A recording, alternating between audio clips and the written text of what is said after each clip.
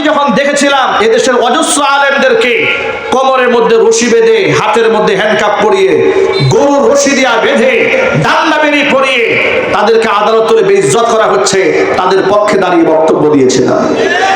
আমি এই দেশের শ্রেষ্ঠ সন্তান শহীদ আল্লামা দেলওয়ার হোসেন সাইদি রহমাতুল্লাহি আলাইহি, যার সাথে আহলে হক উলামা ইকরামের মওদুদিবাদ নিয়ে ইখতিলাফ থাকলেও তার দাওয়াত নিয়ে, তার ইসলাম প্রচার নিয়ে, তার খেদমত নিয়ে, তার তাবলীগ নিয়ে জনমনে কোনো প্রশ্ন ছিল না। কথা বলতে হবে, ঠিক কিনা বলেন? এমন একজন মানুষকে যখন তোমরা ধর্ষণকারী, 300 নারীকে ধর্ষণ করেছে, খুন করেছিল, এই ধরনের অপরাধী বানিয়ে বছরের পর বছর জেলখানা আটকে রেখেছিলে, আমি তার হয়ে লাইভ করে বলেছিলাম যে ভাই, উনি শুধু জামাতের নেতা এটাই তো পরিচয় না, এই পরিচয় ছাড়াও তো তার অনেক বড় বড় পরিচয় আছে। তিনি একজন মুফাসসিরে কোরআন, মানুষকে আল্লাহর কথা বলেন, দ্বীনের কথা বলেন, অসংখ্য মানুষ তার কথা শুনে চোখের পানি ছেড়ে হেদায়েতের কথা বলে। একজন আলেম হিসেবে তো তার একটা ন্যূনতম সম্মান পাওয়া উচিত। এ কথা আমি খোলামেলা বলেছিলাম। আমি মাজলুম এই আলেমের পক্ষে দোয়া কেন করলাম? আমাকে বলে এই হুজুর এখন জামাত শিবির করে। মানে অবস্থা এই, ওদের পক্ষে গেলে আপনি মুক্তিযোদ্ধা, আর ওদের বিরুদ্ধে গেলে আপনি রাজাকার। এই কাঠ খেলে 16 বছর গোটা দেশটাকে ওরা জাহান্নামের দ্বার প্রান্তে পৌঁছে দিয়েছে। এই তাম কাঠ খেলে গোটা দেশের স্বার্থকে ভারতের কাছে বিক্রি করে গোটা বাংলাদেশটাকে ধ্বংসের দ্বার প্রান্তে পৌঁছে দিয়েছিল। আল্লাহর গজবে, আল্লাহ পাকের লানতে আলেমদের চোখের পানিতে এমন ভাবে বেইজ্জত হয়েছে, পৃথিবীর কোন শাসককে 300 এমপি নিয়ে এক রাতে পালিয়ে যেতে হয়নি। কথা বলতে হবে।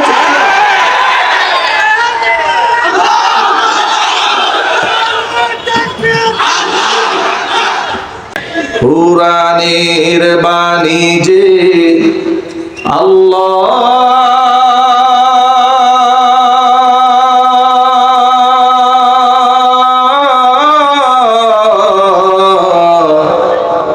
আমাকে করেছে ব্যাকুল, আমাকে করেছে ব্যাকুল। কুরআনের বাণী যে আল্লাহ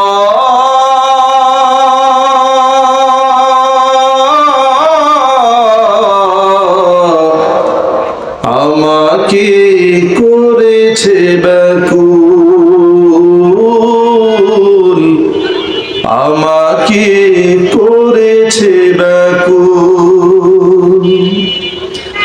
তাই তো এমন উঠলে উঠে প্রাণ আমার হয় যে আকুল, আমাকে করেছে ব্যাকুল, আমাকে করেছে ব্যাকুল। কুরআনের বাণী যে আল্লাহ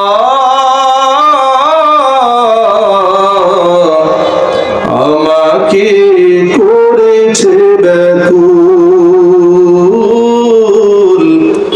আমাকে করেছে ব্যাকুল।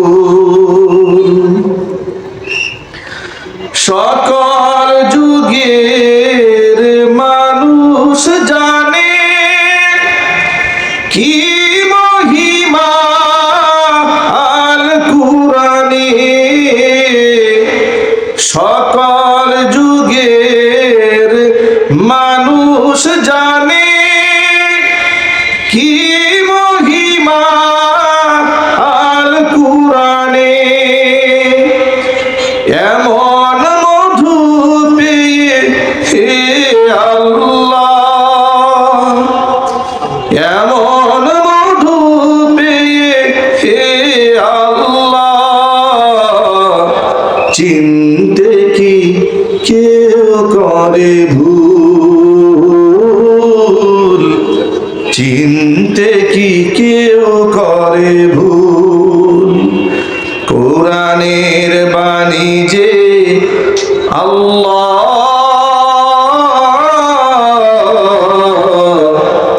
আমাকে করেছে ব্যাকুল,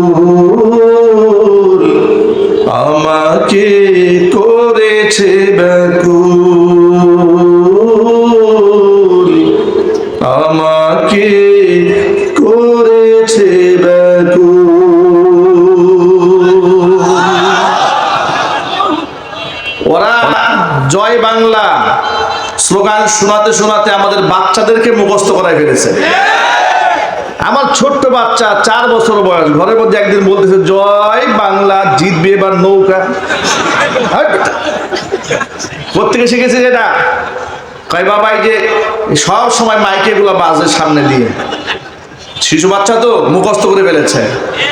তোমরা জয় বাংলা শোনাতে শোনাতে আমাদের বাচ্চাদেরকে মুখস্থ করে ফেলেছিলে, আর আমাদের আল্লাহু আকবার বলতে গেলে কলেজে আগুন লাগতো। আরে বাবা আল্লাহু আকবার বললে তো নরেন্দ্র মোদীর কলেজায় আগুন জ্বলার কথা, তোমার জ্বলে কেন? এর দ্বারা প্রমাণ হয় নরেন্দ্র মোদী শুধুমাত্র ইসলামের ক্ষতি একা করে নাই, তোমরা নরেন্দ্র মোদীর নাতিপুতিরাও ইসলামের 12টা বাজিয়ে ছেড়েছিলে। নরেন্দ্র মোদী এবং ওদের নাতিপুতিদের দিন শেষ, কোরআন সুন্নাহর বাংলাদেশ। আগামীর বাংলাদেশ ইসলামের বাংলাদেশ, আগামীর বাংলাদেশ কোরআন সুন্নাহর বাংলাদেশ। আগামীতে একেবারে পাকঘর থেকে শুরু করে রান্নাঘর পর্যন্ত আল্লাহর কোরআন দিয়ে পরিচালিত হবে, সংগ্রামে ঝাঁপিয়ে পড়তে হবে। প্রস্তুত করা দোয়া দেখতে যাচ্ছি।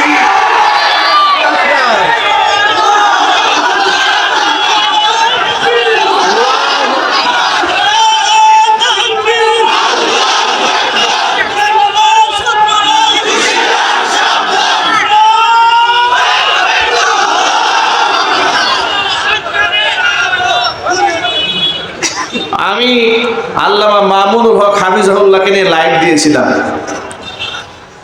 ওরা আমার নামে থানায় অভিযোগ করেছে যে এই লোক হচ্ছে, মাদানী হুজুর হচ্ছে মামুনুল হকের পাপের সাক্ষী। উনি সস্ত্রীক রিসোর্টে যাবেন না জঙ্গলে যাবেন সেটা তার ব্যক্তিগত ইস্যু ছিল। এটা নিয়ে তোমরা তামাশা করেছিলে। তোমরা যে সেঞ্চুরি করেছো সেই ইতিহাস কিন্তু আমরা ভুলে যাইনি। জাহাঙ্গীরনগর বিশ্ববিদ্যালয়ে তোমরা সেঞ্চুরি করে মিষ্টি বিতরণ করেছিলে, ইতিহাস আমাদের জানা আছে। সুতরাং আমাদেরকে নিয়ে আর নাড়াচাড়া, তোমাদের দিন তো শেষ হয়ে গেছে অলরেডি। কিন্তু এখনো দেখি নেতা কর্মীরা দেশ বিদেশ ঘুরে বেড়ায় চোরের মতো, আর পাতি নেতারা ফড়িংয়ের মতো লাফায়।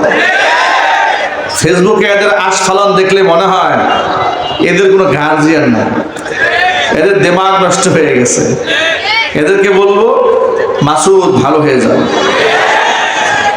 কথা বলে না ভাই? এদের কি বলবো? মাসুদ ভালো হয়ে যাও। কি ভালো হওয়ার দরকার আছে না নাই? ভালো না হলে ভালো বানাবার ব্যবস্থা আছে না? ইনশাআল্লাহ বলেন, আল্লাহ কবুল করেন। আলহামদুলিল্লাহ আলহামদুলিল্লাহ নাহমাদুহু ওয়া নাস্তাঈনুহু ওয়া নাস্তাগফিরুহু ওয়া নু'মিনু বিহি ওয়া নাতাওয়াক্কালু আলাইহি ওয়া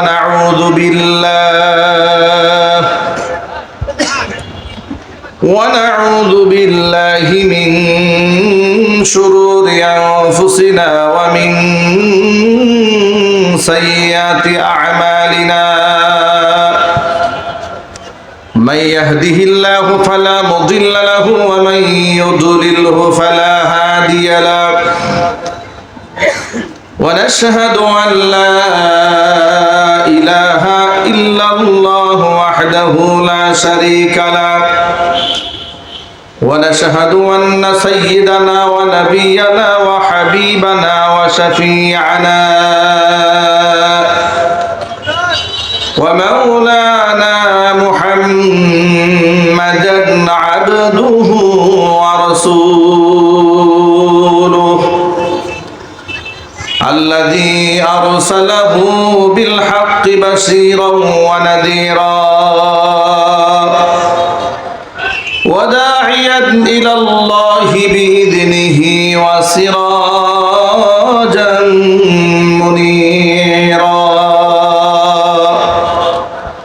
أما بعد فأعوذ بالله من الشيطان الرجيم بسم الله الرحمن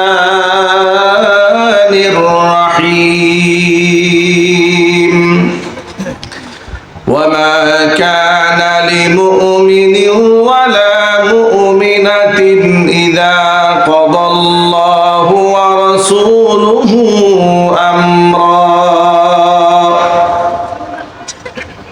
ইযা কাদাল্লাহু ওয়া রাসূলুহু আমরান আন ইয়াকুনা লাহুমুল খিয়ারাতু মিন আমরিহিম ومن يعص الله ورسوله فقد ضل ضلالا مبينا وقال تعالى في شان حبيبه ومحبوبه آمرا ومخبرا إن الله وملائكته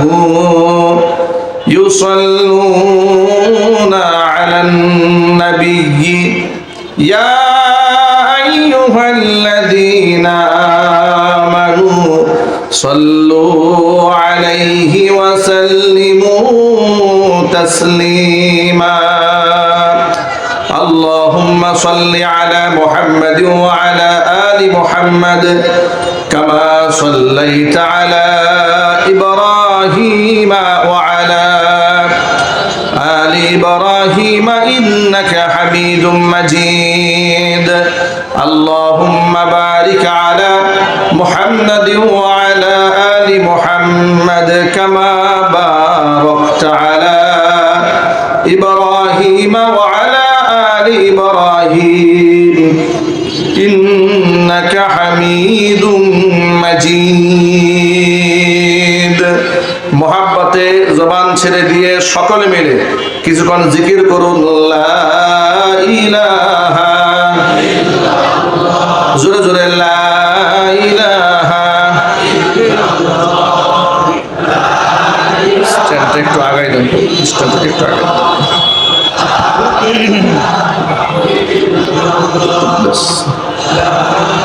অপারেটর হালকা রিভার্ব দিয়ে রাখেন একটু ভলিউম দেন এই স্টেজ মনিটরে আওয়াজ দেন প্যান্ডেলের ভিতরে সাউন্ড দেন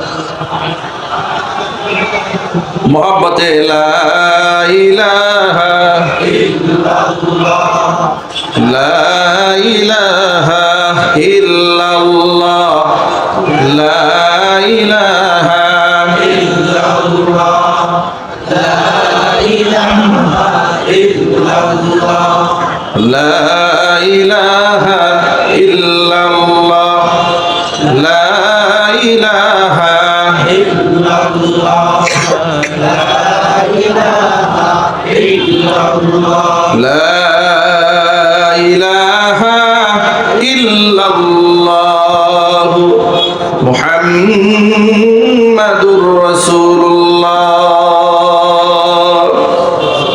সাল্লাল্লাহু আলাইহি ওয়াসাল্লাম। ঐতিহ্যবাহী গাজীপুর জেলার অন্তর্গত গাজীপুর সিটি কর্পোরেশনের ১ নং ওয়ার্ড দক্ষিণ বাগবেড় আন্ধার মানিক জামিয়াতুল ওলিজা ইসলামিয়া ও জামিয়া হযরত সুমাইয়া রাদিয়াল্লাহু তাআলা আনহা মহিলা মাদ্রাসা কর্তৃক আয়োজিত ২০ সালা দস্তারে ফজিলত ও আন্তর্জাতিক ইসলামী মহাসম্মেলন ২ দিন ব্যাপী আজকের এই প্রথম দিবসের দ্বিতীয় অধিবেশনের সম্মানিত সভাপতি আলহাজ অ্যাডভোকেট এস.এম. খালেদ মাহমুদ রাব্বি, মোতাওয়াল্লি সভাপতি অত্র জামিয়া, আল্লাহ রাব্বুল আলামিন তার নেক হায়াত দারাজ করুন। এছাড়াও আমন্ত্রিত বিশেষ অতিথি বৃন্দা হাজরাত উলামায়ে কেরাম মুরব্বিয়ানে ইজম, অত্র এলাকা এবং পার্শ্ববর্তী এলাকার বিভিন্ন প্রান্ত থেকে ছুটে আসা দিন দরদি ইমানদার পরহেজগার মুত্তাকি মুসলিম ভাইরা, পর্দার অন্তরালে অবস্থানরত আমাদের সকলের শ্রদ্ধা ভাজন পর্দানিশীন মা এবং বোনেরা, মহান আল্লাহ রাব্বুল আলামিনের দরবারে আলী শানে লাখ কোটি শুকরিয়া আদায় করছি যে মহান মুনিব প্রচন্ড দাপট এবং ক্ষমতাধর এক স্বৈরাচারীর স্বৈরাতন্ত্র থেকে, জুলুম থেকে, নির্যাতন থেকে জুলাই আগস্টের বিপ্লবের মাধ্যমে ২৫০০ তাজা প্রাণের বিনিময়ে, অসংখ্য লোকদের রক্তের বিনিময়ে আল্লাহ রাব্বুল আলামিন আমাদেরকে মুক্ত করেছেন। স্বাধীন করেছেন, স্বাধীনভাবে কথা বলার মতো পরিবেশ তৈরি করে দিয়েছেন। এই জন্য আপনারা খুশি না বেজার? কম না বেশি? উচ্ছ্বসিত কণ্ঠে খুশি মনে মন প্রাণ উজাড় করে আল্লাহ পাকের শেখানো ভাষায় শুকরগুজার করছি। জবান ছেড়ে দিয়ে সকলে একযোগে বলছি আলহামদুলিল্লাহ। রব্বানা লাকাল হামদ হামদান কাসীরা তাইয়িবান মুবারাকান ফীহি। রব্বানা লাকাল হামদু কামা ইয়ানবাগি লিজালালি ওয়াজহিকা ওয়া আযীমি সুলতানিকা। আল্লাহ রাব্বুল আলামিন দুদিন ব্যাপী ইসলামী মহাসম্মেলনকে কবুল করুন। জামিয়াতুল ওয়ালিদা ইসলামিয়া ও জামিয়া হযরত সুমাইয়া রাদিয়াল্লাহু তাআলা আনহা মহিলা মাদ্রাসাকে আল্লাহ তাআলা কিয়ামত পর্যন্ত কবুল করুন। মাদ্রাসা দ্বয়ের সমস্ত হাজাত আল্লাহ তাআলা তার গায়বে খাজানা থেকে মিটিয়ে দেন। অক্লান্ত পরিশ্রম করে এই জান্নাতের বাগান যারা সাজিয়েছেন, দূরদারাজ থেকে শোনার জন্য যারা এসেছেন, আজকের মাহফিলের ওসিলা করে আল্লাহ তাআলা সকলকে পরিপূর্ণ হেদায়েত নসিব করুন। কাল কিয়ামতের কঠিন ময়দানে এই আয়োজন আল্লাহ পাক আমাদের সকলের নাজাতের জারিয়া হিসেবে কবুল করুন। অত্র এলাকার সমস্ত মুর্দেগানের কবরে আযাব আল্লাহ তাআলা কিয়ামত পর্যন্ত বন্ধ করে দিন। প্রিয় ভাইরা, মাগরিবের নামাজের পরপরই হাজার হাজার মানুষ বসে আছেন একমাত্র আল্লাহ পাকের কোরআনের কারীমের মহব্বতে, রাসূলের সুন্নাহর ভালোবাসায়। ঠিক কিনা? কোরআনে কারীমের আকর্ষণ মানুষকে ঘরে থাকতে দেয় না। কোরআনে কারীমের আকর্ষণ মানুষকে ঘর ছাড়া করে দেয়, বাড়ি ছাড়া করে দেয়। কোরআনে কারীমের আকর্ষণে মানুষ হাসি মুখে ফাঁসির কাস্টে ঝুলতে যায়। কোরআনে কারীমের আকর্ষণে মানুষ হাসি মুখে দ্বিখণ্ডিত হতে জানে। এই কোরআনে কারীমের মোহাব্বত দিয়ে আল্লাহ আমাদের অন্তরকে আলোকিত বানায় দেন। সকলে একটু চিৎকার দিয়ে বলুন আল্লাহুম্মা আমিন। কোরআনে কারীমের ব্যাকুলতায় আপনাদেরকে শীতের রাতেও ঘরে থাকতে দেয় নাই। ঠিক কিনা বলেন?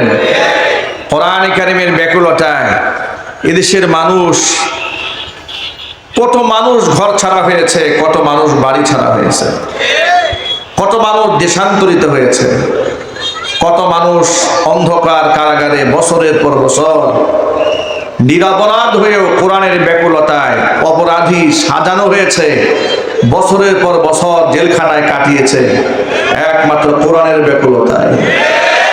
কথা বলতে হবে, ঠিক কিনা যদি বলেন? সেই দরদ নিয়ে আজকে আমরা এখানে বসেছি। ইনশাআল্লাহ এই ব্যাকুলতা আল্লাহর কাছে মঞ্জুর হবে।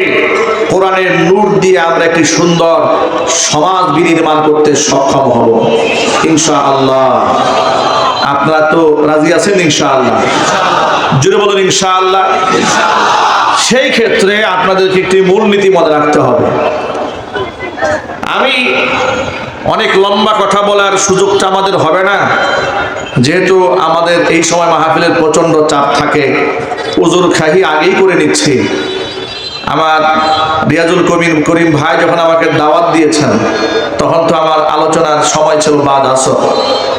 এই মাহফিলের পরেও আমাকে আরো 3টা মাহফিলে অংশগ্রহণ করতে হবে আজকে। যার দূর মনে চাইলে আমি অনেক লম্বা কথা বলতে পারবো না। আমি মোটা দাগের কিছু কথা, আমি যেহেতু খুব ক্লিয়ার কথা বলতে পছন্দ করি, মোটা দাগের কথাগুলো আমি বিগত জীবনেও বলেছি, আজকে বলবো ইনশাআল্লাহ। সবাই একটু জোরে বলতে হবে ইনশাআল্লাহ। এই অপারেটর ভাই, তোমার ডান পাশে মাইক্রোফোন কাজ করে না? হ্যাঁ,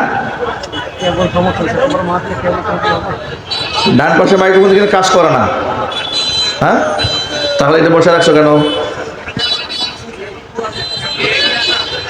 এটা কেবলই সমস্যা, এটা খোলা, এটা মানে কাজ করবে না। কেবল চেঞ্জ করতে সময় লাগবে, এই জন্য এই সাইডে আওয়াজ হয় না। এই বক্সগুলোতে একটু আওয়াজ বাড়াই দেন, তাহলে একটু সাউন্ড বাড়াই দেন। প্রিয় ভাইয়েরা আমার, আমরা কোরআনের ব্যাকুলতা নিয়ে এসেছি। আমরা কোরআনের ব্যাকুলতা অন্তরে ধারণ করে আমরা কোরআনময় জীবন গড়ব, কোরআনময় সমাজ গড়ব। বলুন ইনশাআল্লাহ। এটা তখনই বাস্তবায়ন করা সম্ভব হবে যখন আল্লাহ এবং আল্লাহ রসুলের প্রতি আমাদের সন্তুষ্টির মাত্রা এত বেশি হবে, আল্লাহর পক্ষ থেকে ফয়সালা যা হয় সেটাই হাসি মুখে মানতে হবে। নবী করিম সাল্লাল্লাহু আলাইহি সাল্লাম তো বলেছেন, আজাবান লি আমরিল মুমিন, ইমানদারের বিষয়টা খুব আশ্চর্যজনক একটা বিষয়। ইন্না আমরাহু কুল্লাহু লাহু খায়রুন, ইমানদারের সব বিষয় তার জন্য কল্যাণকর হয়ে যায়। সুবহানাল্লাহ বলেন। আচ্ছা, একজন মানুষের জীবনে কি সব কিছু ভালো হয় নাকি? ভালো হয়, কিন্তু রাসূল বলছেন ইমানদারের জীবনে যা কিছু হয় সব কল্যাণকর হয়। আল্লাহর হাবিব ব্যাখ্যা করে বলছেন, ইন আসাবাতহু সাররাউ শাকারা ফাকানা খায়রাল লাহ, যদি তার জীবনে কোনো ভালো কিছু সাধিত হয় তাহলে সে শুকরিয়া আদায় করে, এটা তার জন্য কল্যাণকর হয়ে যায়। ওয়া ইন আসাবাতহু দাররাউ সাবারা ফাকানা খায়রাল লাহ, আর যদি তার জীবনে কোনো বালা মুসিবত আসে সে হতাশ হয় না, নিরাশ হয় না, সাবারা সে ধৈর্য ধারণ করে, ফাকানা খায়রাল লাহ, মুসিবতটাও তার জীবনের জন্য কল্যাণ বয়ে আনে। জোরে বলেন সুবহানাল্লাহ। ইমানদারের জীবনে সুখ কল্যাণ বয়ে আনে, দুঃখ কল্যাণ বয়ে আনে। সুখ কেমনে কল্যাণ বয়ে আনে? সুখ প্রাপ্তির পরে, নিয়ামত প্রাপ্তির পরে সে শুকরিয়া আদায় করে, এটা তার জন্য কল্যাণকর হয়। দুঃখ কি করে কল্যাণ বয়ে আনে? যদি তার দুঃখ আসে, কষ্ট আসে, মুসিবত আসে, এরপরে সে সবারা, সে ধৈর্য ধারণ করে, হতাশ হয় না, নিরাশ হয় না। প্রিয় ভাইরা, ইমানদারের জীবনে কি হারাবার কোনো ভয় আছে? আরো জোরে বলেন। হারাবার তো কিছু নাই। যদি আমি মরেও যাই তো শহীদ হব, জিন্দা থাকলে আমি গাজী হব। তা আমার জীবনের চাইতে মূল্যবান তো আর কিছু নাই। একটা মানব জীবনে তার নিজের জানের চাইতে মূল্যবান কিছু আছে নাকি? তো সেই জীবনটাও যদি সঁপে দেওয়া হয় তাতেও তো তার লস হওয়ার কিছু নাই। আবার যদি বেঁচে থাকে এতেও তার লস হওয়ার কিছু নাই। কারণ হচ্ছে যতদিন বেঁচে থাকবে আল্লাহর নিয়ামত প্রাপ্ত হবে, আর সে শুকরগুজার বান্দাদের কাতার তালিকায় তার নাম উঠে যাবে। যদি বলতে হবে আল্লাহু আকবার। আমি আপনাদের সামনে মহাগ্রন্থ আল কোরআনের হাজার হাজার আয়াতের ভেতর থেকে সূরাতুল আহজাবের 36 নম্বর আয়াতে কারিমা আমার খুতবার মধ্যে তেলাওয়াত করেছি। আমার তিলাওয়াতকৃত আয়াতটি হিফজুল কোরআন কপির মধ্যে 22 নম্বর পড়ার 2 নম্বর পৃষ্ঠার একদম শুরুতেই আয়াতটি লিখিত আছে। আপনারা খুললেই আয়াতটা পাবেন। আল্লাহ পাক এই আয়াতের মধ্যে বলেছেন, ওয়ামা কানা লিমুমিনিন ওয়ালা মুমিনাতিন, কোন বিশ্বাসী পুরুষ কিংবা নারীর অধিকার নাই কোন ব্যাপারে? ইদা কাদাল্লাহু ওয়া রাসূলুহু আমরান, আমি আল্লাহ কিংবা আমার রাসূল যদি কোনো ব্যাপারে কোনো মতামত দিয়ে ফেলে, রায় দিয়ে ফেলে, সিদ্ধান্ত দিয়ে ফেলে, তাহলে আমি আল্লাহর সিদ্ধান্ত আমার রাসূলের সিদ্ধান্তের মধ্যে এসে আইয়াকুনা লাহুমুল খিয়ারাতু মিন আমরিহিম, নিজেদের পক্ষ থেকে তারা একটা মতামত ব্যক্ত করবেন, পছন্দ অপছন্দের কথা ব্যক্ত করবেন। সিদ্ধান্ত হয়ে যাওয়ার পরে এমন কোন রাইট, এমন কোন অধিকার, এমন কোন পারমিশন, এমন কোন অনুমোদন কোন ইমানদার বান্দা বান্দির জন্য নাই। কারণ হচ্ছে আল্লাহ এবং আল্লাহ রাসূলের সিদ্ধান্ত ইমানদারদের জন্য শিরোধার্য। মুমিন জীবনের সবচাইতে ভালো সিদ্ধান্ত আল্লাহর পক্ষ থেকে যেটা আসে, তার চাইতে দামি কোনো সিদ্ধান্ত কি মানুষ নিতে পারবে? একটু জোর আওয়াজে বলতে হবে, নিতে পারবে না? নিতে পারবে না। একটু উদাহরণস্বরূপ বুঝেন আপনারা, আল্লাহ তাআলা নারীদের জন্য পর্দার বিধান দিয়েছেন। আল্লাহ সুবহানাহু ওয়া তাআলা মদ খাওয়া হারাম করেছেন, জুয়া খেলা হারাম করেছেন। আল্লাহ পাক 5 ওয়াক্ত নামাজ বাধ্যতামূলক করেছেন। আল্লাহ পাক সুদী লেনদেন হারাম করেছেন, সুদ ভিত্তিক অর্থনীতি হারাম করেছেন, যাকাত ভিত্তিক অর্থনীতি চালু করে দিয়েছেন। সুবহানাল্লাহ বলেন। মানব জীবনে কল্যাণকর যা আছে সব আল্লাহর পক্ষ থেকে আল্লাহই ফয়সালা করে দিয়েছে।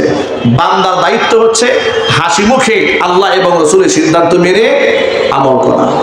কোন ব্যক্তি যদি এই ক্ষেত্রে আল্লাহ এবং রাসূলের মতামতকে বাদ দিয়ে মাইয়াসিল্লাহ ওয়া রাসূলা, এই ক্ষেত্রে মাসিয়াত উল্লেখ করা হয়েছে। আল্লাহর মতামত রাসূলুল্লাহর মতামত বাদ দিয়ে কোনো ব্যক্তি যদি নিজের মতামতকে প্রাধান্য দিয়ে ভিন্ন রাস্তা গ্রহণ করে, এটা হবে অবাধ্যতা। আল্লাহ এবং রাসূলের অবাধ্যতা করে যদি কোনো ব্যক্তি ভিন্ন পথ অবলম্বন করে, ফাকাদ দাল্লা দালালাম মুবিনা, ব্যক্তি সুস্পষ্ট গোমরা হয়ে যাবে। আমি আপনাদেরকে ছোট্ট করে প্রশ্ন করতে চাই, আপনারা জবাব দেবেন। আমরা কি গোমরা হতে চাই? আরো যদি বলুন, আমরা সঠিক পথে পরিচালিত হতে চাই। আল্লাহর হাবিব কোরআন সম্পর্কে বলেছেন, ইন্না হাযাল কুরআনা সাবাবুন, কোরআন এমন একটা রশি, তরফুহু বিআইদিল্লাহি ওয়া তরফুহু বিআইদিকুম, এই রশির এক প্রান্ত আল্লাহর হাতে, আরেক প্রান্ত বান্দা তোমাদের হাতে। লান তাদিল্লু ওয়া লান তাহলিকু বা'দাহু আবাদা, কশিন কালেও তোমরা বিভ্রান্ত হবে না, হক থেকে বিচ্যুত হবে না, তোমরা ধ্বংসপ্রাপ্ত হবে না, যদি কোরআন নামক রশিটাকে মজবুত ভাবে আঁকড়ে ধরে রাখতে পারো। তোমাদের পদস্খলন হবে না, ধ্বংসপ্রাপ্ত হবে না। শর্ত একটা, কোরআনকে অবলম্বন বানিয়ে রাখতে হবে।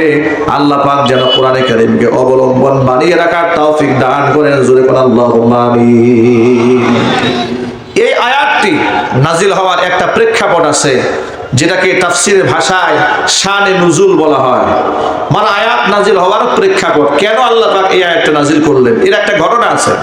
ঘটনা হচ্ছে, নবী করিম সাল্লাল্লাহু আলাইহি সাল্লামের আপন ফুফাতো বোন যায়েনাব বিনতে জাহাশ রাদিয়াল্লাহু তাআলা আনহা, তাকে আল্লাহর হাবিব সাল্লাল্লাহু আলাইহি সাল্লাম নিজের পালক পুত্র যায়েদ বিন হারেসা রাদিয়াল্লাহু তাআলা আনহুর পক্ষ থেকে বিবাহের পয়গাম পাঠালেন তার কাছে।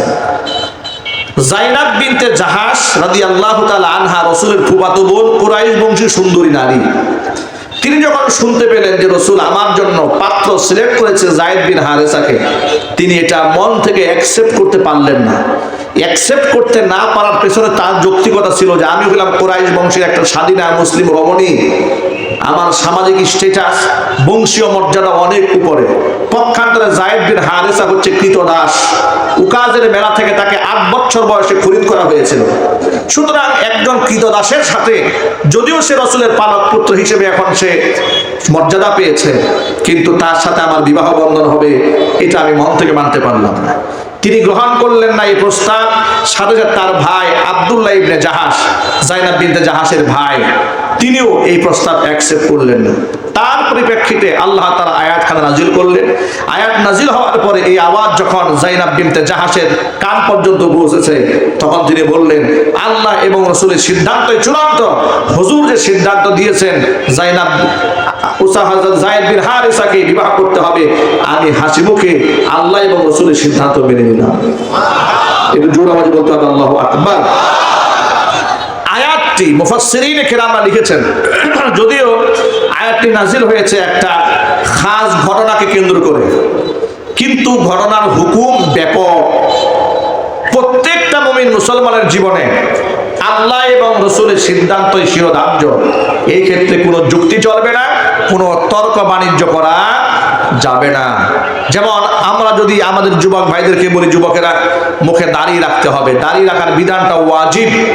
সব ফুকাহা ইকরাম এই ব্যাপারে একমত। দাড়ি রাখা কি জোরে বলেন তো ভাই, আরো সবাইকে জোরে বলতে হবে, দাড়ি রাখার বিধানটা ওয়াজিব। 100 যুক্তি সামনে নিয়ে দাঁড়িয়ে যায়, হুজুর এখনো বয়স হয় নাই, চাকরি বাকরি করি, ব্যবসা বাণিজ্য করি, দাড়ি রাখলে মিথ্যা কথা বলা যায় না, কিন্তু যেহেতু মিথ্যা কথা বলতে হয়, এই জন্য আমি দাড়ির অমর্যাদা করতে চাই না, এই জন্য কেটে ফেলি। কি বুদ্ধি দেখছেন? উনি দাড়ির অমর্যাদা করবে না, মিথ্যা কথা বলতে হয়, তো এই জন্য দাড়ি আগে থেকেই কামায় রাখে। এরকম বুদ্ধি শুনলে শয়তান কিন্তু খুব খুশি হয়, ঠিক কিনা যদি বলেন? দাড়ির ক্ষেত্রে হাজারো যুক্তি দাঁড় করায় দেয়, আবার না রাখার পেছনে গল্প করে বলে, হুজুর দাড়ি এত গুরুত্ব নিয়ে পড়ে আছেন আপনি, গোটা দেশ চলতেছে একদিকে আর আপনি দাড়ি নিয়ে পড়ে আছেন। আমি বলি ভাই, আমি শুধু দাড়ির কথা বলি না, এটা এক্সাম্পল বলেছি। দাড়ি, টুপি, তাসবিহ, জায়নামাজ, সুন্নতের মিসওয়াক থেকে শুরু করে সুন্নাতে নববী বাস্তব জীবনের সকল ক্ষেত্রে আল্লাহর নবীর আদর্শগুলোকে হাসি মুখেই মানতে হবে। কোন বিধানকে তুচ্ছ করা, ব্যঙ্গ করা, খাটো করা, ছোট করে দেখার কোনো সুযোগ নাই। জোরে কোন ঠিক কিনা? আমার মায়েদের জন্য আল্লাহ তাআলা পর্দা করা ফরজ করে দিয়েছেন। নবী করিম সাল্লাল্লাহু আলাইহি সাল্লাম বলেছেন, সালাসাতুন ক্বাদ হারামাল্লাহু আলাইহিমুল জান্নাহ, তিন শ্রেণীর মানুষের জন্য জান্নাত আল্লাহ হারাম করেছেন। এক নাম্বার হচ্ছে মধুমিদুল খামর, যারা মদ্যপান করে তাদের জন্য আল্লাহ জান্নাত হারাম। দুই নাম্বার হচ্ছে ওয়াল আক্কু, পিতা মাতার অবাধ্য সন্তান যারা, তাদের জন্য আল্লাহ জান্নাত হারাম।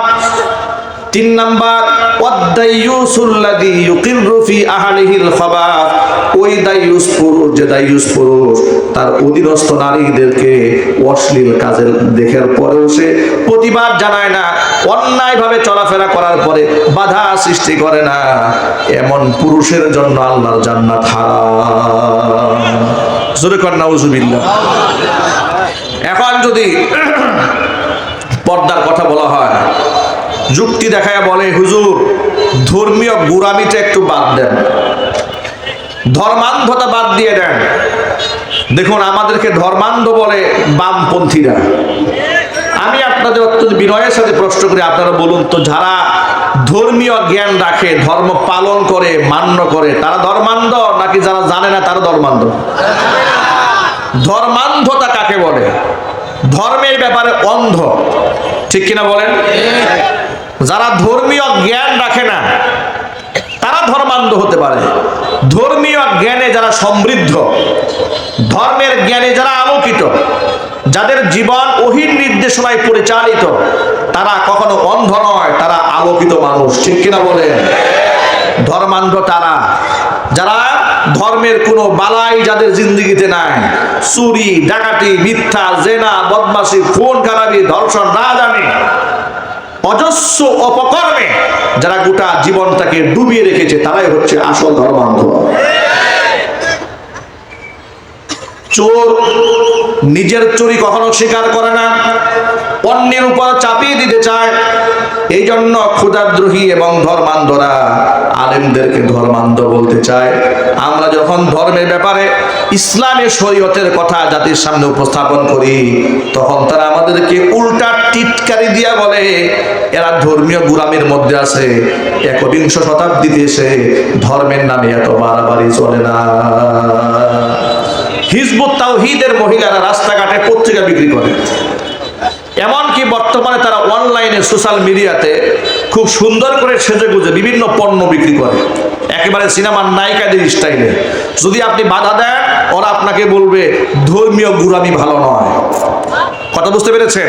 ওরা আপনাকে বলে ফেলবে ধর্মীয় গোঁড়ামি ভালো নয়। আমি আপনাকে এখন হাদিস থেকে প্রমাণ দেব, পর্দার ব্যাপারে আল্লাহর নবীর সিদ্ধান্ত চূড়ান্ত। আল্লাহর নবী, আপনারা একটু বলেন তো, হুজুর কি গোঁড়ামি করেছেন? ইমানি প্রশ্ন, একটু জোরে বলবেন। আল্লাহ রসুল গোঁড়ামি করেছেন? আল্লাহ রসুলের চেয়ে ইনসাফ এই পৃথিবীতে আর কেউ করতে পারবে? তিনি তার স্ত্রীদের পর্দার ব্যাপারে কত কঠোরতা আরোপ করেছেন লক্ষ্য করেন। উম্মে সালামা রাদিয়াল্লাহু তাআলা আনহা হাদিসের রাবী, তিনি বর্ণনা করেছেন, আমি এবং রাসূলের আরেকজন স্ত্রী হযরতে মাইমুনা রাদিয়াল্লাহু তাআলা আনহা দাঁড়িয়ে ছিলাম রাসূলের সামনে। এমন সময় হুজুরের অন্ধ সাহাবী আব্দুল্লাহ ইবনে উম্মে মাকতুম রাদিয়াল্লাহু তাআলা আনহু আমাদের সামনে এলেন। নবীজি আমাদেরকে বলেন, ইহতাজিবা মিনহু, তাদের থেকে পর্দার আড়ালে চলে যাও। ইতোমধ্যে পর্দার আয়াত নাযিল হয়ে গেছে। আমাদেরকে পর্দার আড়ালে চলে যেতে বাইরে বললেন। উম্মে সালামা বলছেন, আমি রাসূলুল্লাহকে ডেকে বললাম, আলাইসা হুয়া আ'মা লা ইউবসিরুনা ওয়া লা ইয়ারিফুনা, হে রাসূল, তিনি তো অন্ধ ব্যক্তি, তিনি তো আমাদেরকে দেখতেও পারবেন না, আমাদের চিনতেও পারবেন না। নবীজি তখন আমাকে পাল্টা প্রশ্ন করে বলছেন, উম্মে সালামা বলছেন, আফা আমিয়া ওয়ানি আনতুমা আলাস্তুমা তুবসিরানি, আব্দুল্লাহ ইবনে উম্মে মাকতুম জন্মান্ধ, তোমাদের দেখতে পারবে না, কথা মেনে নিলাম। তোমরা দুইজনে তো আর অন্ধ নও, তোমরা তো অবশ্যই তাকে দেখতে পারবে। সুতরাং তোমরা অকারণে, বিনা কারণে একটা অন্ধ সাহাবীর দিকে তাকাতেও পারবে না। জোরে জোরে করেন সুবহানাল্লাহ। পর্দার ব্যাপারে এবং পর্দার আমাল ক্ষেত্রে, নারী পুরুষের হিজাব এবং পার্টিশনের ব্যাপারে আল্লাহ নবী আমাদের জন্য আদর্শ। এছাড়া পৃথিবীর আমাদের জন্য আর কেউ আদর্শ হতে পারে না। কথা একটু বলতে হবে তো ভাই, ঠিক কিনা বলেন? অনেকে যুক্তি তর্ক দিয়ে বলে, হুজুর মালয়েশিয়ার মেয়েরা পরপুরুষের সামনে মুখ খুলে চলে, ইন্দোনেশিয়ার মেয়েরা মুখ খুলে চলে, ইরানের মেয়েরা মুখ খুলে চলে, ইরাকের মেয়েরা মুখ খুলে চলে। আচ্ছা, Malaysia, Indonesia, Iraq, Iran, Lebanon, France, Britain, Canada, Germany কিংবা সৌদি আরব, এগুলা কি আমাদের ধর্মের মডেল? আরো জোরে আওয়াজ দিয়ে বলেন। আমাদের ধর্মের মডেল হচ্ছে কোরআন এবং সুন্নাহ। আমাদের মডেল হচ্ছে বিশ্বনবী মুহাম্মদ রাসূলুল্লাহ সাল্লাল্লাহু আলাইহি ওয়াসাল্লাম। ইতিহাস তো আপনাদের ভুলে যাওয়ার কথা নয়, আপনাদেরকে একটু স্মরণ করিয়ে দিই। এই দেশে ভাস্কর্যের নামে যখন রাস্তায় রাস্তায় মূর্তি বানানো হচ্ছিল, আলেমরা যখন প্রতিবাদ জানিয়েছিলেন, আমাদের আকাবির যারা, আমাদের বড় যারা, যারা গোটা দেশের ধর্মীয় অঙ্গনে, আধ্যাত্মিক অঙ্গনে, রাজনৈতিক অঙ্গনে যারা প্রভাবশালী, তারা রাষ্ট্রের সরকারকে বুঝিয়েছে, বলেছে, নানাভাবে বোঝাবার চেষ্টা করেছে। 90 থেকে 95% মুসলিম অধ্যুষিত এই দেশে এই শিরকি কালচারটা চালাবেন না। যার নামে আপনারা মূর্তি বানাতে চাচ্ছেন, প্রয়োজনে এতিমখানা বানান, মাদ্রাসা বানান, মসজিদ বানান, তিনি কবরে সওয়াব পাবেন, ইসালে সওয়াবের ব্যবস্থা হবে। যেখানে সেখানে মূর্তি বানাবেন না। আমি নিজে বুটবাজার কেন্দ্রীয় জামে মসজিদের জুমার খুতবায় নেতৃবৃন্দের সামনে বলেছি যে মূর্তি বানানো জায়েজ নেই, হারাম। ভাস্কর্যের নামে বানান, মূর্তির নামে বানান। এই ভাস্কর্যের পূজা হোক, অর্চনা হোক আর নাই হোক, আপনি যেভাবেই বানান সেভাবেই হারাম। এগুলা বোঝাবার পরে আবার বিনয়ের সাথে বলেছি, মৃত ব্যক্তি রূহের মাগফিরাত কামনা করতে চান তো এতিমখানা করেন, মসজিদ করেন, ইসালে সওয়াবের ব্যবস্থা হবে। তারা আমাদের এই বক্তব্যকে অ্যাকসেপ্ট তো করলই না, উল্টা থানায় গিয়ে পরামর্শ করে মাদানী হুজুর জাতির পিতার বিরুদ্ধে বক্তব্য দিয়েছে। তাকে এই বুটবাজার কেন্দ্রীয় মসজিদে আর জুমার খুতবা দিতে দেওয়া হবে না। ষড়যন্ত্র শুরু হয়ে গেল। পরের দিন থেকে, পরের জুমা থেকে দেখি একের পর এক শুধু মসজিদে পুলিশ আসে। এক জুমায় আসে, 2 জুমায় আসে, 3য় জুমায় আসে, পুলিশ মসজিদে ঘেরাও করে রাখে। পুলিশ প্রশাসন লোকদের জিজ্ঞেস করলাম, ভাই এত মানুষ আপনারা কেন মসজিদে এসেছেন? আমাকে প্রশাসনের লোকেরা বলল, হুজুর আপনার নিরাপত্তা দেওয়ার জন্য আসছে। আমাকে নিরাপত্তা দেওয়ার জন্য মসজিদে পুলিশ এসেছে। অন্য দিক থেকে আমি যে বাসায় ভাড়া থাকতাম গাছাতে, আমার বাড়িওয়ালাকে বলে এসেছে আপনার বাসায় মাদানী হুজুর যেন উঠতে না পারে, উঠলে কিন্তু আপনি সহ মামলা খাবেন। কথা বুঝতে পেরেছেন? এর মানে হাইকমান্ড থেকে নির্দেশ দেওয়া হয়েছে আমাকে গাজীপুর থেকে উচ্ছেদ করবে, মসজিদ থেকে তাড়াই দেবে। সর্বশেষ তাকে বললাম যে ভাই এক কাজ করেন, আপনার তো আমাকে নামাজ পড়তে দিতে চাচ্ছেন না, আমার নামে একাধিক মামলা দিয়ে দিবেন, আমাকে হয়রানি করছেন। একটা কাজ করেন, আমি একটা জুমা পড়িয়ে আমার মসজিদের মিম্বার থেকে এত বছর নামাজ পড়িয়েছি, অন্তত মুসল্লিদের কাছ থেকে বিদায় নিয়ে যায়। আমাকে ডিরেক্ট বললো, না আপনি বিদায় নিতে পারবেন না, বিদায় নিতে গেলে মসজিদে একটা হট্টগোল লাগবে, আপনার ভক্তরা মিছিল নিয়ে দাঁড়ায় যাবে, সুতরাং আপনি বিদায় নিতে পারবেন না, আপনি চুপচাপ চলে যাবেন, একবারের জন্য মসজিদে আসবেন না, যদি আসে পরিস্থিতি যদি খারাপ হয় এজন্য আপনি দায়ী হবেন। আমি সসম্মানে সেখান থেকে চলে গেলাম। 4 বছর পরে জুমার মসজিদে আসলাম। মনে এত ব্যথা সেদিন পেয়েছিলাম যে কোনো অন্যায় করলাম না, অপরাধ করলাম না, চোরের মতো পালিয়ে গেলাম, নিজের কাছে খুব অপরাধী মনে হলো। আর মনে মনে ভাবলাম এই দিন দিন নয়, দিন আরো আছে। দিন তো আল্লাহর হাতে, এটা আল্লাহ যে কোনো সময় ঘুরাই দিতে পারে। আমাদেরকে আমাদের কর্মসংস্থান থেকে, খেদমতের অঙ্গন থেকে বিদায় নেওয়ার সুযোগ স্বৈরাচারীর আমলে দেওয়া হয় নাই। স্বৈরাচারী 16 বছর দেশে শাসন করেছে, জুলুম করেছে, নির্যাতন করেছে, গুম করেছে, খুন করেছে। 5ই আগস্টে জাতির সামনে সে ভাষণ দিয়ে বিদায় নিয়ে যেতে চেয়েছিল, সেনাবাহিনী বলেছে সময় মাত্র 45 মিনিট। প্রস্তুতি নেবেন না, খুতবা দেবেন না, ভাষণ দেবেন না, গাঁটটি গুসকা গুল করবেন, সিদ্ধান্ত আপনার। স্বৈরাচারী তাকায় দেখে মাত্র আধা ঘন্টার মধ্যে ছাত্র জনতা একেবারে তার সিংহাসন দখল করে বসবে। খানা রেডি, খাবার খাওয়ার সময় নাই, গাঁটটি বুসকা নিয়ে উড়াল দিয়েছে। বিষয়টা এমন দাঁড়িয়েছে, তুমি আলেমদেরকে তার কর্মসংস্থান থেকে বিদায় নেওয়ার সুযোগ দাও নাই, তুমি কেমনে বিদায় নিবা? তোমাকে চোরের মতো গলায় জুতার মালা নিয়ে পালিয়ে যেতে হবে।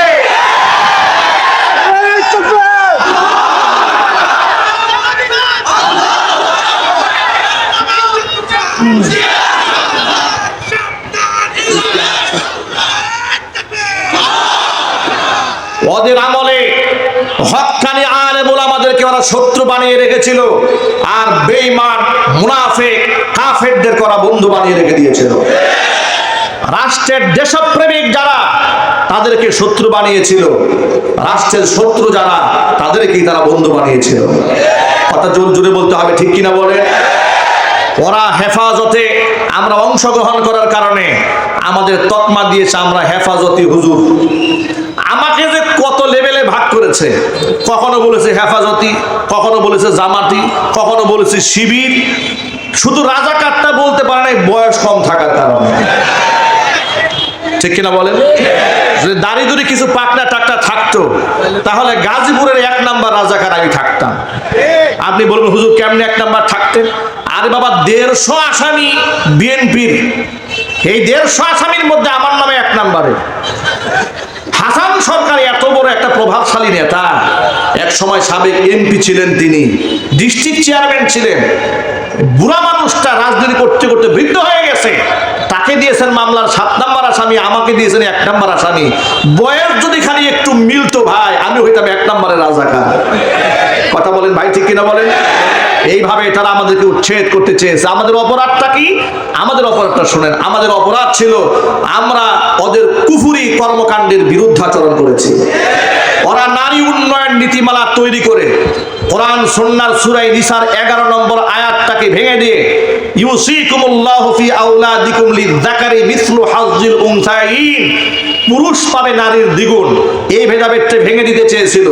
এই মানদণ্ড ভেঙে দিয়ে নারী পুরুষ সমান করতে চেয়েছিল, আমরা বাধা হয়ে দাঁড়িয়েছিলাম। আমি যখন দেখেছিলাম এদেশের অজস্র আলেমদেরকে কোমরের মধ্যে রশি বেঁধে, হাতের মধ্যে হ্যান্ডকাপ পরিয়ে, গরুর রশি দিয়া বেঁধে, ডান্ডা বেরি পরিয়ে তাদেরকে আদালত তুলে বেইজ্জত করা হচ্ছে, তাদের পক্ষে দাঁড়িয়ে বক্তব্য দিয়েছিলাম। আমি এই দেশের শ্রেষ্ঠ সন্তান শহীদ আল্লামা দেলওয়ার হোসেন সাঈদী রহমাতুল্লাহি আলাইহি, যার সাথে আহলে হক উলামায়ে কেরামের মওদুদিবাদ নিয়ে ইখতিলাফ থাকলেও তার দাওয়াত নিয়ে, তার ইসলাম প্রচার নিয়ে, তার খেদমত নিয়ে, তার তাবলীগ নিয়ে জনমনে কোনো প্রশ্ন ছিল না। কথা বলতে হবে, ঠিক কিনা বলেন? এমন একজন মানুষকে যখন তোমরা ধর্ষণকারী 300 নারীকে ধর্ষণ করেছে, খুন করেছিল, এই ধরনের অপরাধী বানিয়ে বছরের পর বছর জেলখানা আটকে রেখেছিলে, আমি তার হয়ে লাইভ করে বলেছিলাম যে ভাই, উনি শুধু জামাতের নেতা এটাই তো পরিচয় না, এই পরিচয় ছাড়াও তো তার অনেক বড় বড় পরিচয় আছে। তিনি একজন মুফাসসিরে কোরআন, মানুষকে আল্লাহর কথা বলেন, দ্বীনের কথা বলেন, অসংখ্য মানুষ তার কথা শুনে চোখের পানি ছেড়ে হেদায়েতের কথা বলে। একজন আলেম হিসেবে তো তার একটা ন্যূনতম সম্মান পাওয়া উচিত। এ কথা আমি খোলামেলা বলেছিলাম। আমি মাজলুম এই আলেমের পক্ষে দোয়া কেন করলাম? আমাকে বলে এই হুজুর এখন জামাত শিবির করে। মানে অবস্থা এই, ওদের পক্ষে গেলে আপনি মুক্তিযোদ্ধা, আর ওদের বিরুদ্ধে গেলে আপনি রাজাকার। এই কাঠ খেলে 16 বছর গোটা দেশটাকে ওরা জাহান্নামের দ্বার প্রান্তে পৌঁছে দিয়েছে। আমি এদের রক্ত চক্ষুকে ভয় করে নেই। ওরা আমার নামে একাধিক মামলা দিয়েছে, মাহফিল স্টেজ থেকে ধরে নিয়ে মামলা দিয়েছে, আমার পকেটে ককটেল বোমা পাওয়া গেছে, এরকম সাজিয়েছে। এত মামলা দেওয়ার পরে যখন জবান বন্ধ করতে পারে নাই, আমাকে এলাকা ছাড়া করেছে। আমার প্রিয় ভাইরা, মনে রাখবেন, ইমানদারদের জীবনে বিপদ আসবে, কিন্তু তাই বলে হতাশ হওয়ার কিছু নাই। কারণ যারা আল্লাহর জন্য কথা বলে তাদের কোনো ভয় নাই। কি বলেন আপনারা? ওরা কিন্তু সব আলেমের শত্রু ছিল না। আমরা যখন জেল খাটি, জরিমানা দেই, তখন এই বাংলাদেশের কিছু আলেমরা ওদের মাথার মুকুট ছিল। এমনকি জাতীয় সংসদে দাঁড়িয়ে ওরা বলেছে কোনো হক্কানি আলেমকে গ্রেফতার করা হয় নাই। যাদেরকে গ্রেফতার করা হয়েছে সব ধর্ম ব্যবসায়ীদেরকে গ্রেফতার করা হয়েছে। এখন আপনারা বলেন, যাদের গ্রেফতার করা হয়েছিল তারা ধর্ম ব্যবসায়ী? ইমানদারের মতো জবাব দেবেন। আল্লামা মামুনুল হক ধর্ম ব্যবসায়ী, জুনায়েদ আল হাবিব ধর্ম ব্যবসায়ী, সাখাওয়াত হোসেন রাজি ধর্ম ব্যবসায়ী, রফিকুল্লাহ মাদানী ধর্ম ব্যবসায়ী, এরপরে আজিজুল হক ইসলাম ধর্ম ব্যবসায়ী। এমন শীর্ষ আলেমদের নামে তালিকা তৈরি করেছিলে, দুর্নীতি দমন কমিশনে তোমরা জমা দিয়েছিলে। এমনকি মানুষের সামনে তাদেরকে খাটো করেছিলে, বেইজ্জত করেছিলে। বিচারপতি, সাবেক বিচারপতি কালামানিক আলেমদের নামে এই চক্রান্ত করেছিল। আল্লাহ তাআলা, আহারে সুবহানাল্লাহ, আগে কোন সুবহানাল্লাহ, আল্লাহু আকবার বলেন। কোরআন মাজিদের একটা আয়াত আমার মনে পড়েছে, আল্লাহ পাক বলেন আফাতুমিনুনা বিবাদিল কিতাবি ওয়া তাকফুরুনা বিবাদ ফামা জাযাউ মান ইয়াফআলু যালিকা মিনকুম ইল্লা খিzyun ফিল হায়াতিদ দুনিয়া ওয়া ইয়াউমাল কিয়ামাতি ইউরাদ্দুনা ইলা আশাদ্দিল আযাব وما الله بغافل عما تعملون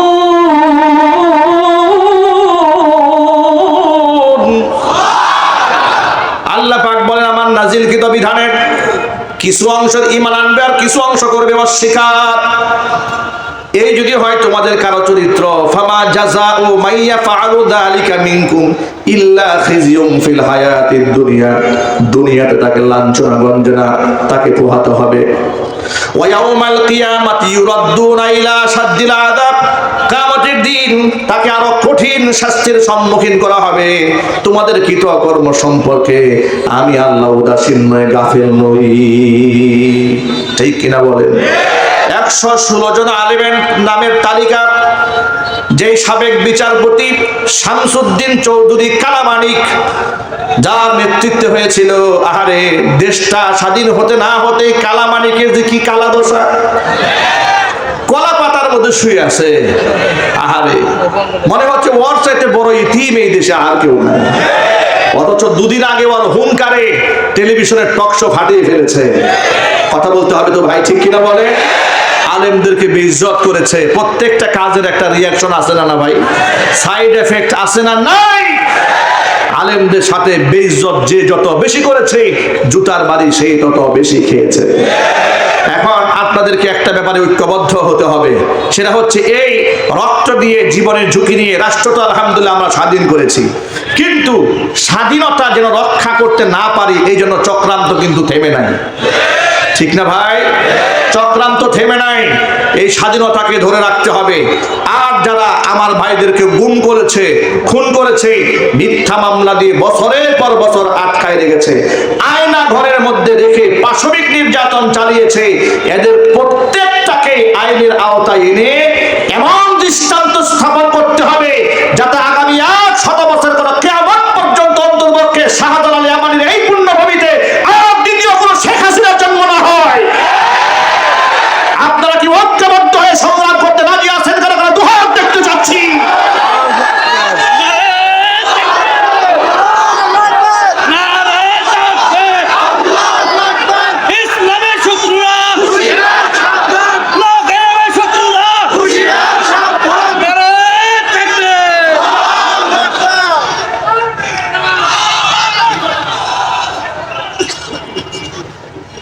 মনে রাখবেন, এই দেশে ইনশাআল্লাহ আর শেখ হাসিনা তৈরি হবে না। উবাইদুল কাদেরের মতো মানুষ এই দেশে আর জন্ম দিতে আমরা দেব না ইনশাআল্লাহ। আমরা কোন নরেন্দ্র মোদীর নাতিপুতির সাথে আমরা আপোষ করব না। অন্তর্বর্তীকালীন সরকারকে বলছি, আপনাদের নমনীয় আচরণে আমরা ব্যথিত, আমরা দুঃখ ভারাক্রান্ত, আমরা ক্ষুব্ধ। আলেমদেরকে ডান্ডা বেরি পরিয়ে আদালতে তোলা হয়েছে, আর গণহত্যাকারীদেরকে জামাইয়ের মতো হাসতে হাসতে প্রিজন ভ্যান থেকে নামে। খুনিদের সাথে এত পীড়িত এই জাতি মানবে না। যদি গণ অভ্যুত্থান আপনাদের চক্রান্তে ব্যর্থ হয়, হাসিনা এবং তার নাতিপুতিদের যে আচরণ হয়েছে, যে পরিণতি হয়েছে, তার থেকেও ভয়ঙ্কর পরিণতি তাদের হবে। সুতরাং এদেরকে প্রত্যেকটাকে তালিকাভুক্ত করতে হবে। যদি এদেরকে আগে থেকে কঠোর হস্তে দমন করা যেত, যেমন কুকুর তেমন মুগুর দেওয়া হতো, তাহলে আজকে গোটা দেশের এই নৈরাজ্যকর পরিস্থিতি সৃষ্টি হতো না। আজকে কেন সচিবালয়ের মতো এমন একটা কেয়ার ইউনিট, এমন একটি সুরক্ষিত জায়গার মধ্যে আগুন লাগে? গোটা রাষ্ট্রের কলিজা যেটা, মগজ যেটা, দেমাগ যেটা, হাত যেটা, ফুসফুস যেটা, তার মধ্যে আগুন লাগিয়ে দিল। আপনারা ছিলেন কোথায়? নিরাপত্তা কর্মীরা কোথায় ছিল? আপনারা 2 দিন 3 দিন সময় নিয়েছেন। আমরা বলবো এই 3 দিনের মাথায় অপরাধীদের নামের তালিকা তৈরি করে এমন শাস্তির ব্যবস্থা করুন, আগামীতে কোনো প্রকার চক্রান্ত করতে যেন 14 গ্লাস পানি খেতে হয়। সুতরাং অন্তর্বর্তীকালীন সরকারকে বলছি, যত প্রকারের সাপোর্ট আছে জাতিগতভাবে আপনারা পাবেন, যদি আপনারা সত্যের পক্ষে থাকেন, ন্যায় বিচারকে নিশ্চিত করতে পারেন। আর যদি নমনীয় ভাব করেন, তাহলে এই জাতি এখন রক্ত দিতে শিখেছে, জালেমের সাথে চোখ রাখতে শিখেছে। ভারতের নরেন্দ্র মোদীকে চ্যালেঞ্জ করে যারা স্বাধীনতা ছিনিয়ে আনতে পারে, তারা পৃথিবীর যে কোনো পরাশক্তিকে মোকাবিলা করতে প্রস্তুত আছে ইনশাআল্লাহ। আল্লাহ রাব্বুল আমিন আমাদের সেই হিম্মত দান করে, জোরে করে আমিন। আর চিৎকার দিয়ে আল্লাহুম্মা আমিন। যারা আল্লাহর পথে চলে, আল্লাহর কথা বলে, আল্লাহকে ভালোবেসে সপেছে জীবন, তাদের কিসের ভয়, কে করে পরাজয়, শহীদি তামান্নাতে নাচে তার মন। যারা আল্লাহর পথে চলে, আল্লাহর কথা বলে, আল্লাহকে ভালোবেসে সপেছে জীবন, তাদের কিসের ভয়, কে করে পরাজয়, শহীদি তামান্নাতে নাচে তার মন। হাসনা হিনার গ্রানি ভুলে না হৃদয় তার, কালিমার মিষ্টি মাখা হৃদয় রয়েছে যার, সব পিছু টান ভুলে জিহাদের পথে চলে। ঠিক কিনা বলেন? সব পিছু টান ভুলে জিহাদের পথে চলে, সে তো তার ঈমান বলে। যারা আল্লাহর পথে চলে, আল্লাহর কথা বলে, আল্লাহকে ভালোবেসে সপেছে জীবন, তাদের কিসের ভয়, কে করে পরাজয়, শহীদি তামান্নাতে নাচে তার মন। যারা আল্লাহর পথে চলে, আল্লাহর কথা বলে, আল্লাহকে ভালোবেসে সপেছে জীবন, তাদের কিসের ভয়, কে করে পরাজয়, শহীদি তামান্নাতে নাচে তার মন। আসসালামু আলাইকুম ওয়া রাহমাতুল্লাহি ওয়া বারাকাতুহু। আল্লাহু আকবার।